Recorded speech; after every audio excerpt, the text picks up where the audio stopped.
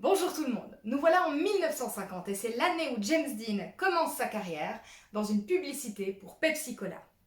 C'est aussi l'année où l'acteur Emil Jannings décède.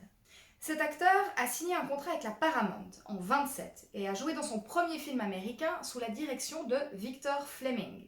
Il a été le premier comédien à recevoir l'Oscar du meilleur acteur lors de la première cérémonie en 1928 pour les rôles qu'il a tenus dans deux films. Pour Quand la chair succombe, le film de Fleming justement, et Crépuscule de gloire, réalisé par Joseph von Sternberg. Son origine germano-suisse fait de lui aussi le premier acteur non-américain à avoir obtenu l'illustre statuette. Il tourne 6 films à Hollywood et finit par rentrer en Europe en 1930, au début du cinéma parlant, car lui-même ne parle pas bien l'anglais et donc ne pouvait pas tourner dans des films parlants. Il tourne avec Marlène Dietrich dans L'Ange bleu, alors jeune débutante, il voit en elle tout de suite la star montante. Le film est tourné simultanément en 2 versions, anglaise et allemande, par Sternberg lui-même. L'acteur aurait apparemment été imbuvable avec Marlène Dietrich car lui-même voyait sa carrière décliner. Dans le film Inglourious Bastard, Tarantino, pour lui rendre hommage, met en scène l'acteur Ilmar Heinroch dans la peau d'Emil Jannings pour une brève apparition.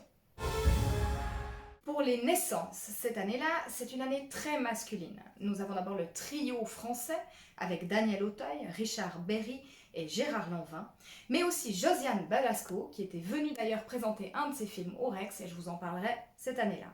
Il y a aussi William Hurt, Bill Murray, bien connu pour Un jour sans fin, Ed Harris, qu'on n'oubliera jamais dans Apollo 13, et Gabriel Byrne, que j'avais découvert dans Les 4 filles du Dr March, où d'ailleurs je crois que Christian Bale faisait sa première ou une de ses premières apparitions. Il y a encore Ron Perlman, bien connu pour La Cité des enfants perdus ou encore Alien 4, c'est 2 films que j'affectionne tout particulièrement, c'est pour ça que j'en parle, et Julie Walters, elle plus connue pour la maman de Ron dans Harry Potter ou encore une des 3 du trio de Mamma Mia.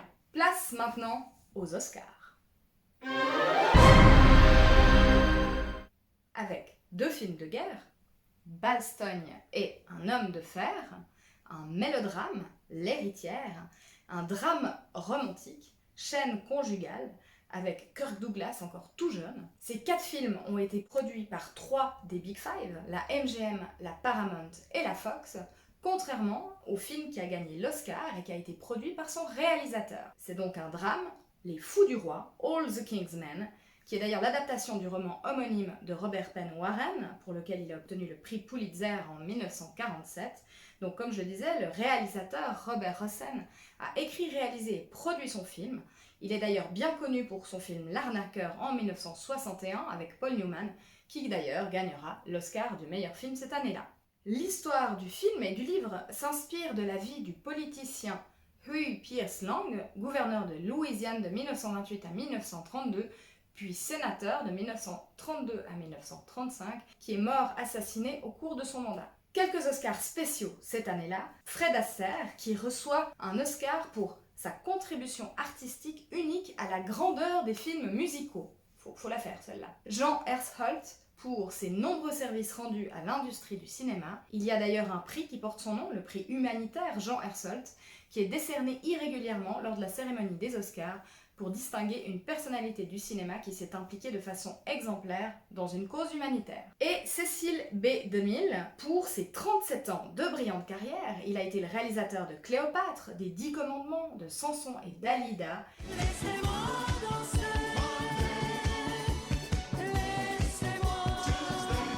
Et Sous le plus grand chapiteau du monde, qui sera l'Oscar du meilleur film en 1953. Je vais donc aller voir le film du politicien et je vous dis à tout de suite.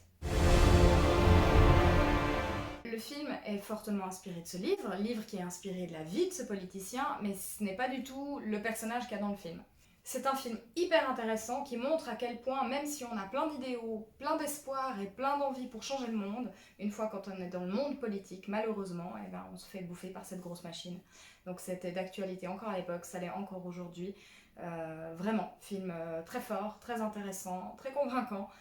Je vous le conseille vivement. Et pour le prochain film, Eve, avec Bette Davis, et on verra si elle gagne l'Oscar cette fois-ci. À bientôt.